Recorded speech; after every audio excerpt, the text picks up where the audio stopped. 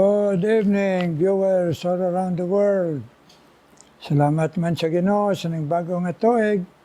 Ngari pa kita, kagabay pa nga aton perme, pagsugod nga mamati kita sang lagis pulong sa Ginoo, pinagi sa ning meditation of God and prayer, nga broadcast. Magasiling kita sa Ginoo, thank you Lord, thank you Lord. Amen. Karon, kanta kita sa aton nga theme song, In Times Like This.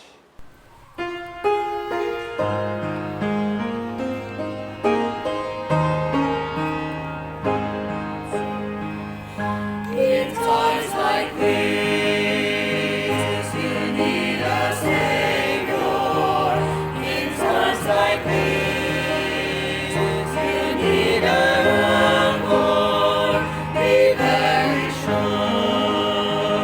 Be very sure, your anchor holds and is a solid rock.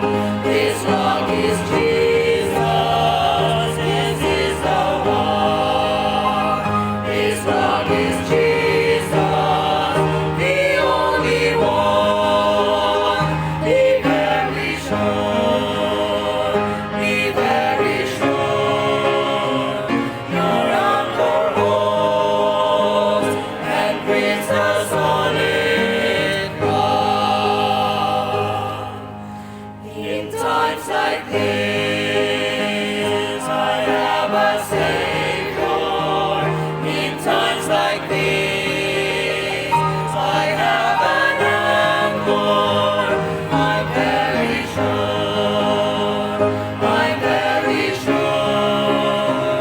my anchor holds and gives a solid rock.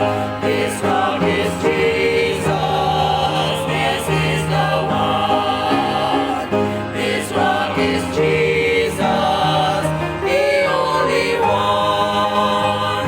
I'm very sure, my anchor holds and gives a solid rock. Thank you pag kinantana ita sina nga maayo nga pag-challenge sa aton kalag kag sa aton eternidad. Be very sure. Amen. Amen, mga viewers. So karon, isa naman naton ka pribileyo nga mate kay Pastor Rehom Balimor, ang missionary pastor sa Banga Aklan nga mag-share sa aton sa pulong sang Ginoo. No? So, John chapter 15. Basahon naton just 7 verses, no?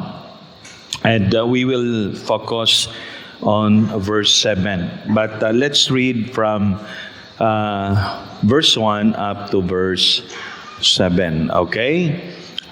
Responsibly please sa inyong mga Bibles. Okay? I am the true vine and the Father is the husbandman.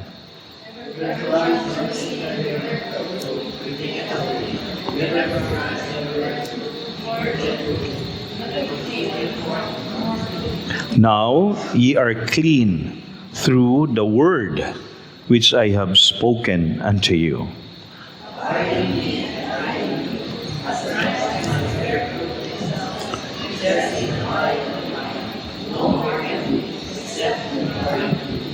I am the vine, ye are the branches. He that abideth in me, and I in him, the same bringeth forth much fruit. For without me ye can do nothing.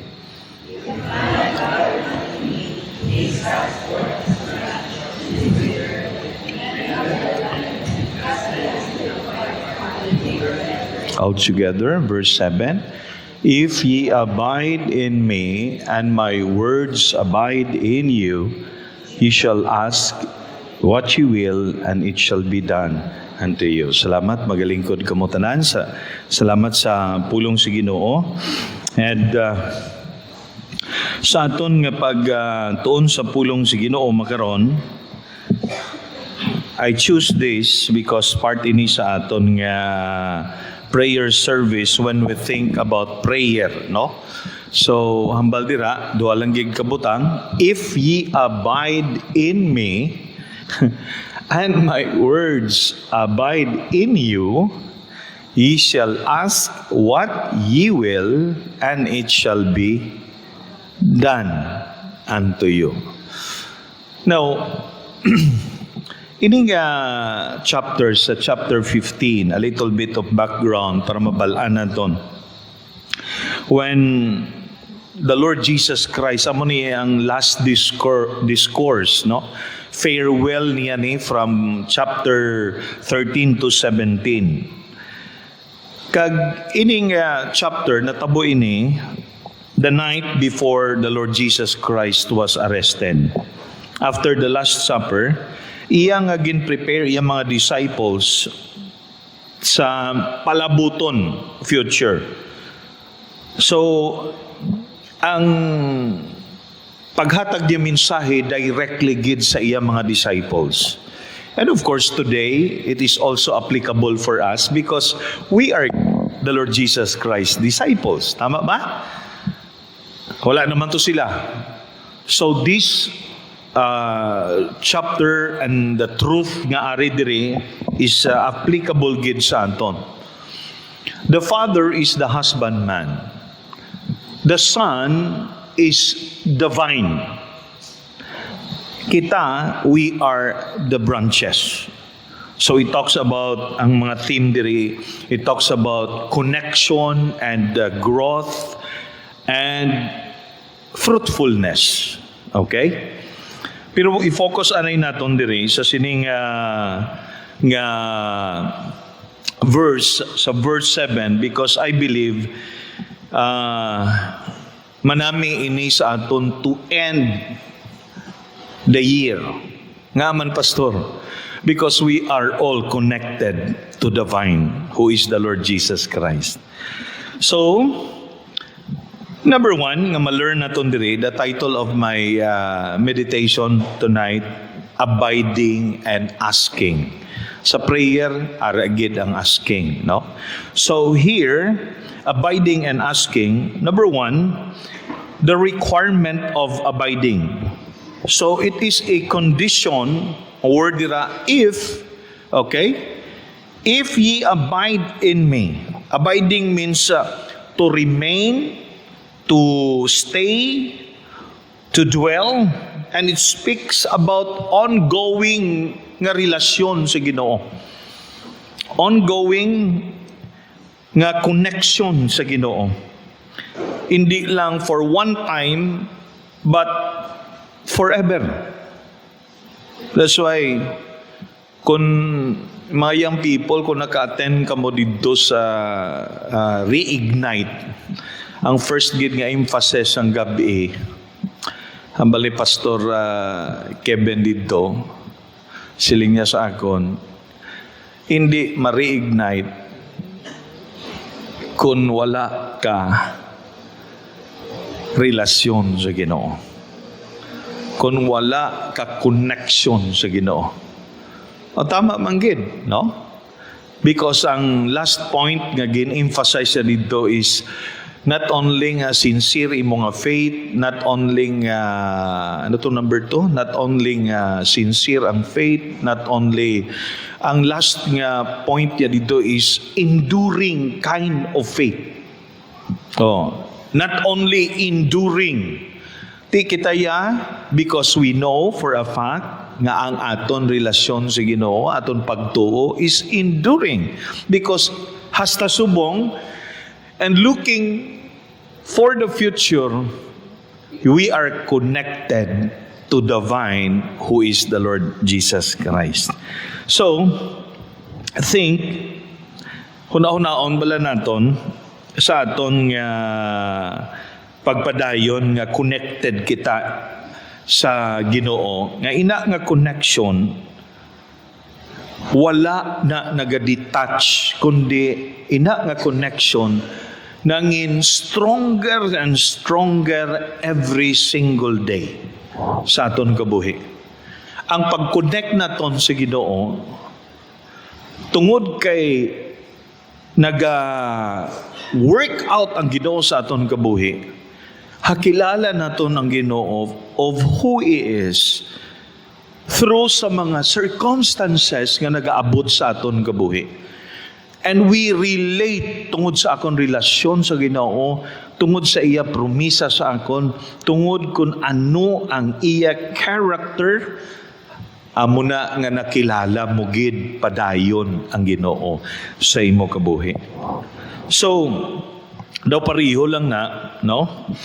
Ang ining ginatawag naton balang illustration sang kahoy.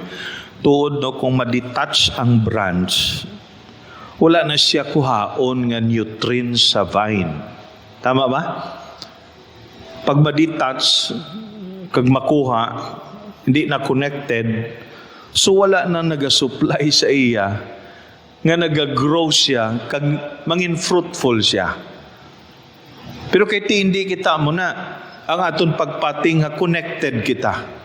That's why every day nag-draw kita sa nutrients sa vine.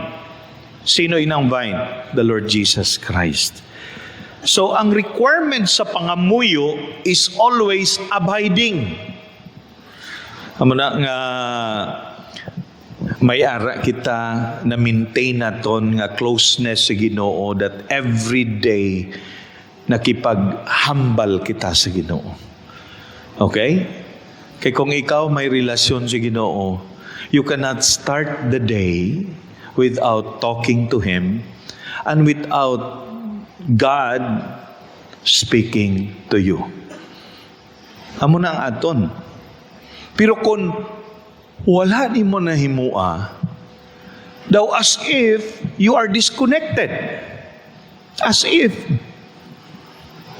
Kaya di wala ka encounter pirmi sa Ginoo.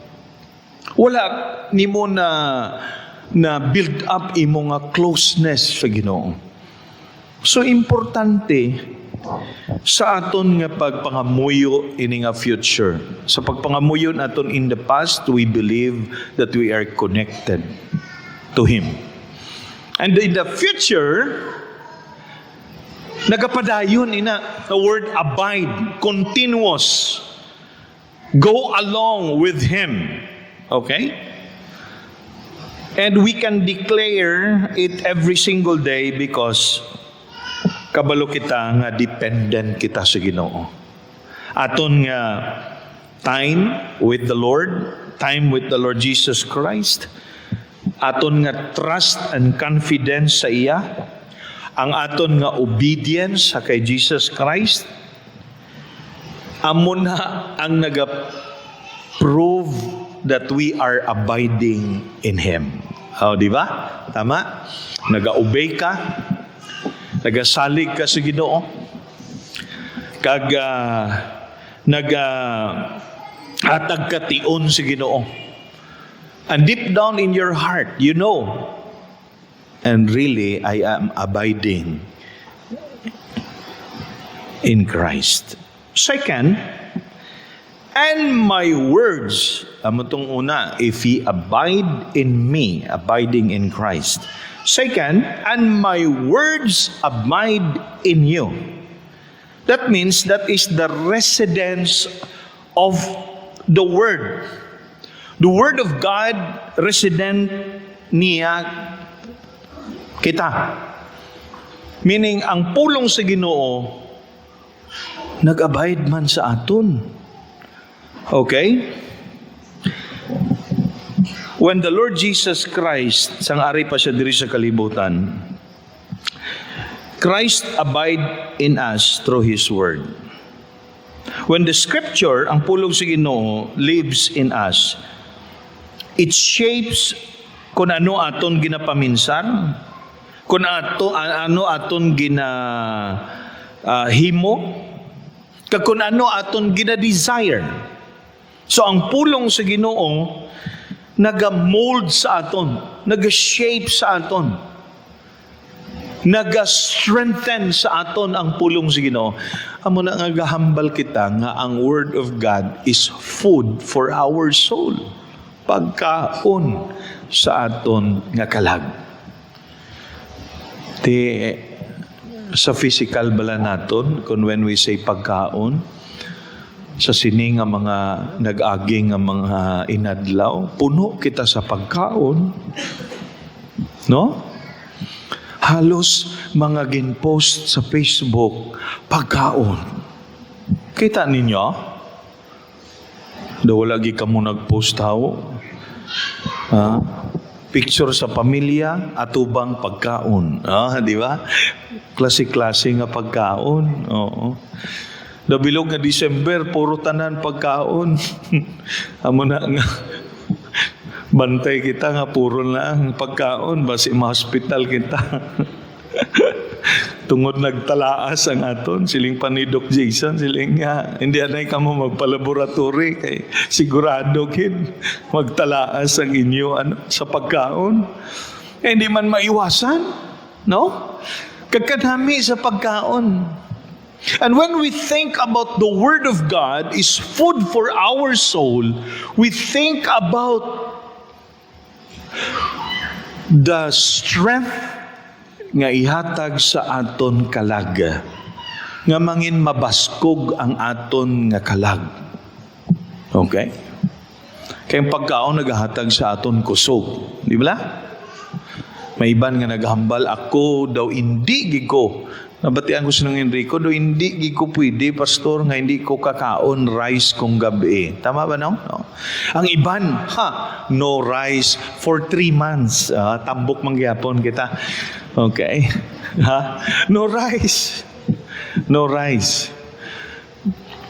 Pero ang pulong sa Ginoo, kung pirmi ka mag-meditate, mamati, and the best thing, nga kung ang Word of God na-apply nimo sa imo kabuhi, nag-shape sa imo, nag-mold sa imo, nagpabakod sa imo, nag-sustain sa imo, ang pulong sa Ginoo, amo na iya ang healthy kind of relationship with God. So, nadumduman ninyo ang pulong sa Ginoo nga si Jesus Christ ari siya diri sa kalibutan. When the Lord Jesus Christ here on earth, abo ang mga temptation ni Jesus. He was tempted like us. Sa Matthew, kung tanaw ninyo sa Matthew chapter 4, anong gingamit ni Jesus? It is written.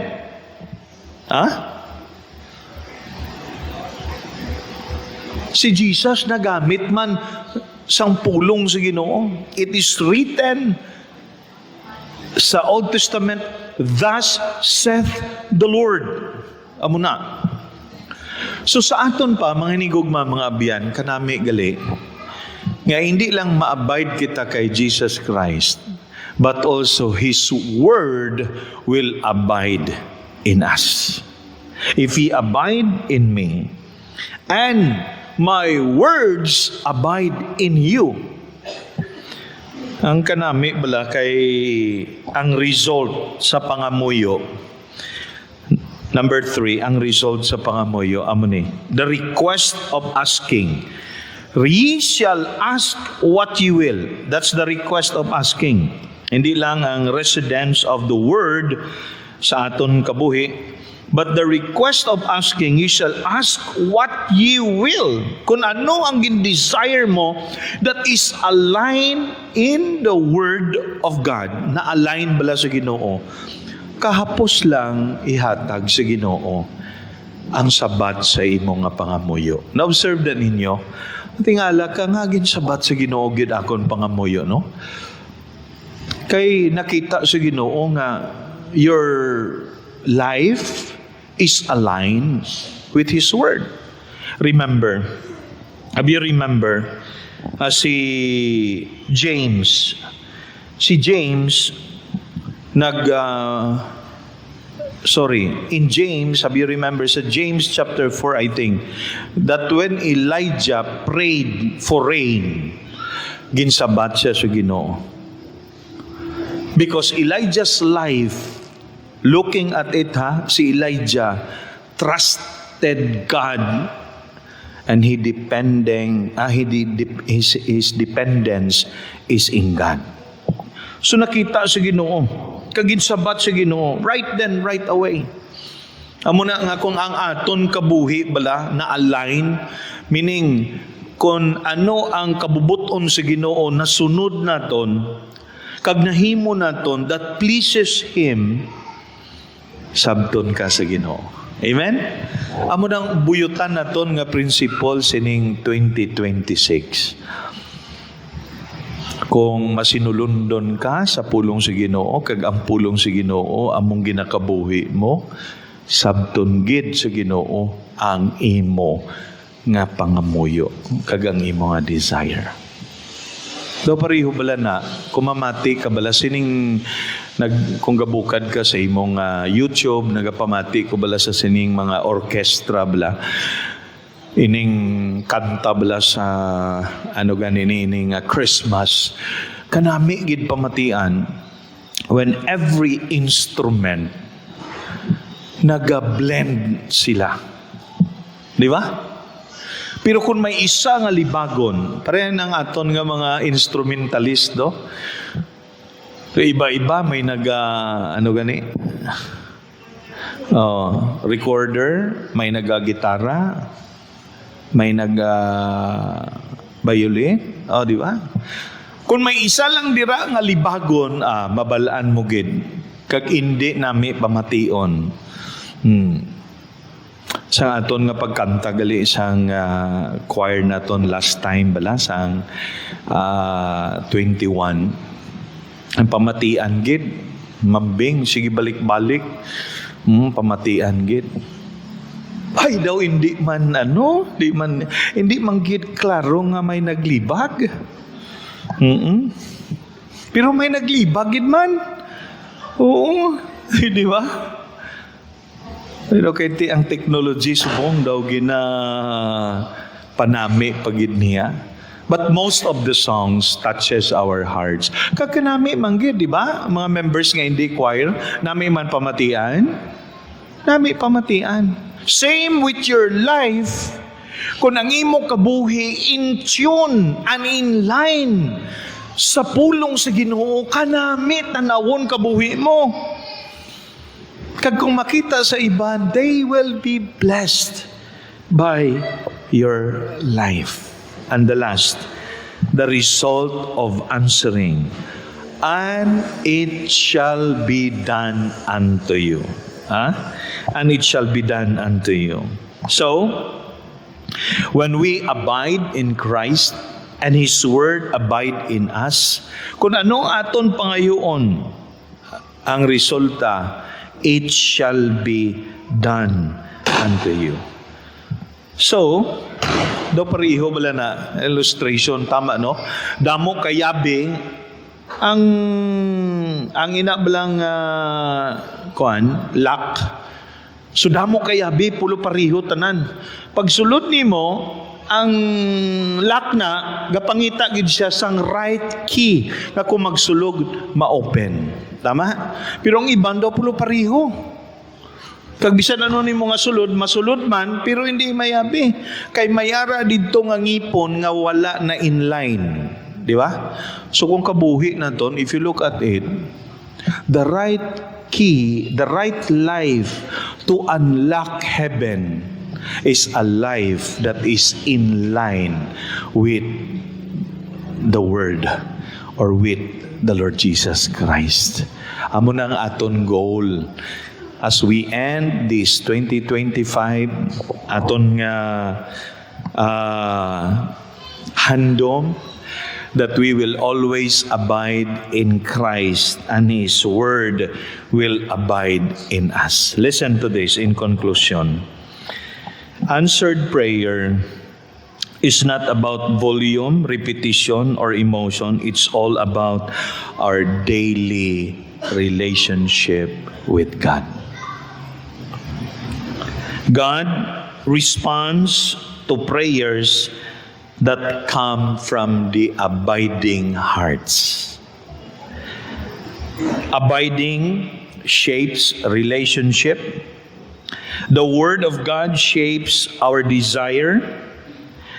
Asking flows naturally, and answering follows faithfully.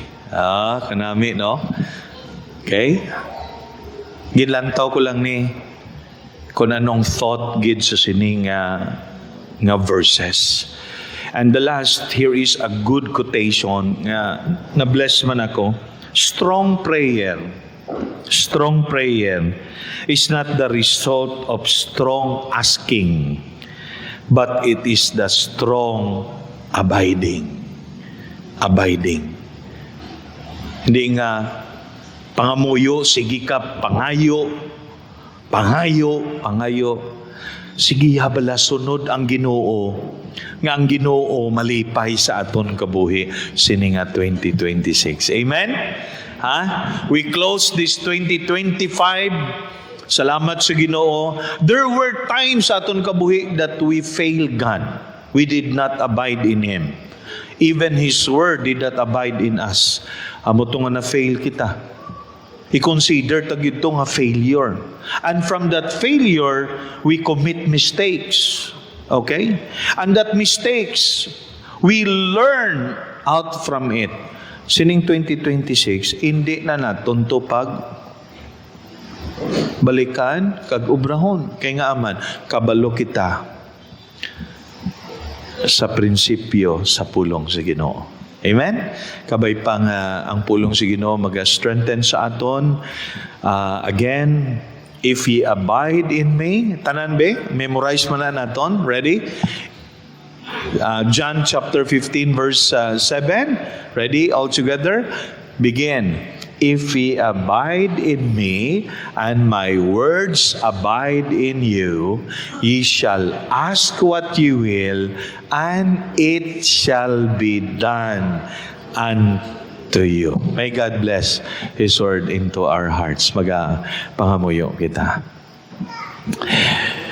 Ginoo, amay namon nga balaan. Salamat. Oh yes, Lord, may mga times nga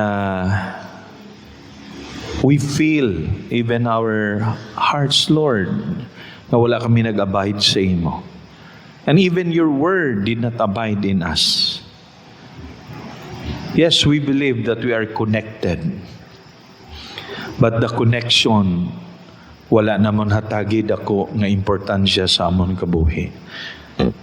This coming 2026, Lord, kabay pa. We will give value sa amon nga connection sa imo. Abiding hearts and a life that is aligned with your word. O Ginoo, you will be pleased sa amon mga kabuhi. Malipay ka gid, Ginoo. So help us to develop, to build it up, and as we continue to serve you, to worship you, we believe, Lord, nga amon kabuhi, mag-grow gid kami, kag mamunga kami, Ginoo.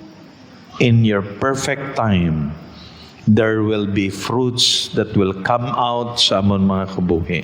So thank you for reminding us tonight. Thank you for that principles sa imo pulong. Salamat, Ginoo. And thank you for all the blessings that we have experienced. The answered prayers. And even the unanswered. Ang wala pa ginsabat ni mo, Ginoo. Looking at it, there will be a perfect time when our lives is aligned. Then you will answer us according to your will. So salamat, Lord, and bless each one of us as we have our families sining nga gabi, gathering together in your name.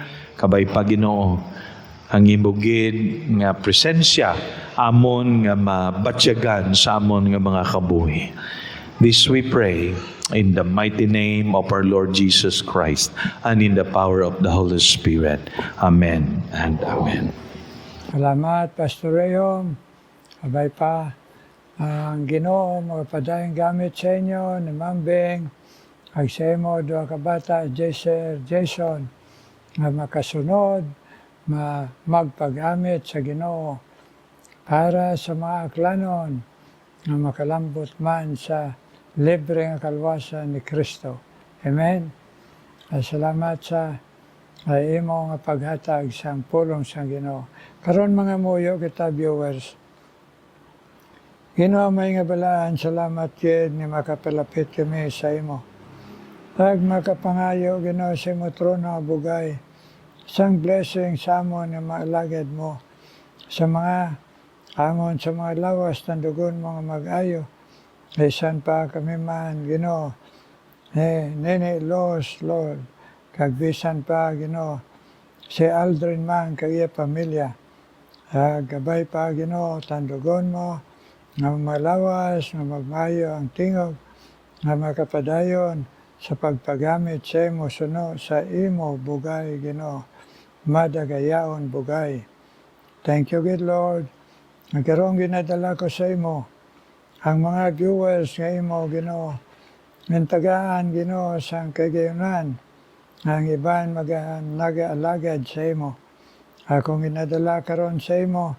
Bisan pa si Doktora nga Jobe, kagbisan pang iotod, si Ma'am Bern, na imo pagtawag sa ila ang ila talento ginhalad nila na magkadto sa iban mga lugar kag magabulig sa mga masakiton, pero ang ila tuyo amo nga i-share ikaw Lord Jesus, may bless sila Ginoo. Bisan pa Ginoo si Grace Ginoo, i-bless man siya Dr. Grace nga mapadayon siya Ginoo. Gamit nimo sa mumang gihapon nga misyon mo sa ila nga makapanugid sa imo nga naagi sa pagbulig nila sa mga masakiton Ginoo. Please bless them sila nga tatlo. At iyon nga schedule naman ikaw magalakat sila sa iban Ginoong probinsya sa Pilipinas kag sagwa sa Pilipinas. Nga kung man ginadala sa imo padayon, nga ikaw man magabless kay Belia Tordesillas, Ginoo, ay pagpamati sa imo pulong, pabakod siya sa pagtuo, siya pangamuyo, siya bana, siya kabataan, nga magdangat man Ginoo sa pag-isa sa pagtuo sa imo Ginoong Hesus. Belia Tordesillas, nagapangamuyo, nga asawa, kag Iloy Ginoo. Ikaw man magpadayon Ginoo.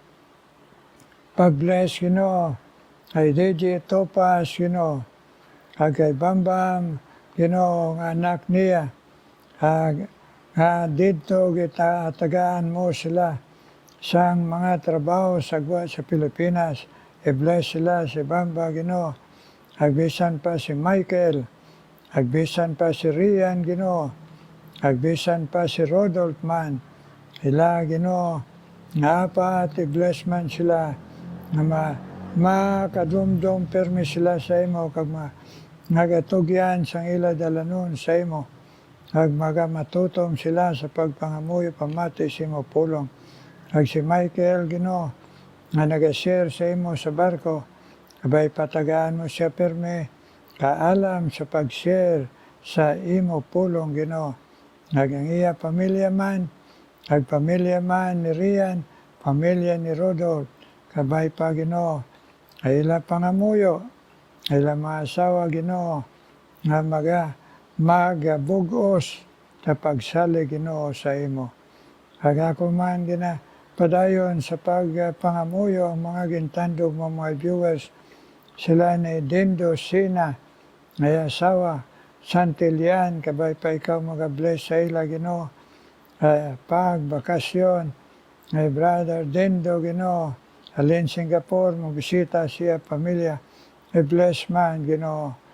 Ang mga si Dindo Sina, iya kabataan, kag Santilian, sa gihapon sa mga lawas, kag siya pagbalik sa trabaho, minatag mo Singapore, mag-bless ka man sa iya dito. Agbisan pa Ginoo, ikaw man mag-bless. Padayon Ginoo, kay Rita Tunga Ginoo. Agbisan pa Ginoo sa kay Joyce Montaño. Ila pagpamati sa imo pulong, ag sa ila pagtubo sa pagkilala sa imo, pag-alagad sa imo, pagkabuhi sa imo. Nagpangamuyo nila sila pamilya. Sabtaman sila Ginoo, kagayuha ila mga lawas na ginaalagad nila sa imo Ginoo. Rita Tunga, ag Joyce Montaño Ginoo. Ikaw man magapadaan Ginoo, pag-bless. Bisan pa kay Ana Hibero Ginoo, kag Lorna Armamento. Ikaw mag-bless sa ila sa pagpamati sa imo pulong, nga sila pag-alagad sa imo, nga sini nga bago nga tuig Ginoo, mapisan pa sila, magatutong, nga ila Ginoo pag-alagad sila pagkabuhi, kag pangamuyo sila pamilya Ginoo. Ana Hibero, kag Lorna Armamento. Ikaw man bless sa kay Marieta Malonggayon, ay Ginoo pangamuyo, ay iya bana si George, kag iya mga kabataan, kag kaapuhan. Sabtaman ang iya pangamuyo Ginoo ni Marieta Malonggayon, kag siya ipadayon man ang iya katutom sa imo Ginoo. Yes, Marieta Malonggayon, George, kag iya mga bata, kag kaapuhan, i-bless ng bago nga tuig, Lord. Kag akon man nanawagan sa imo. Bisan pa Ginoo, si Sina Santillan.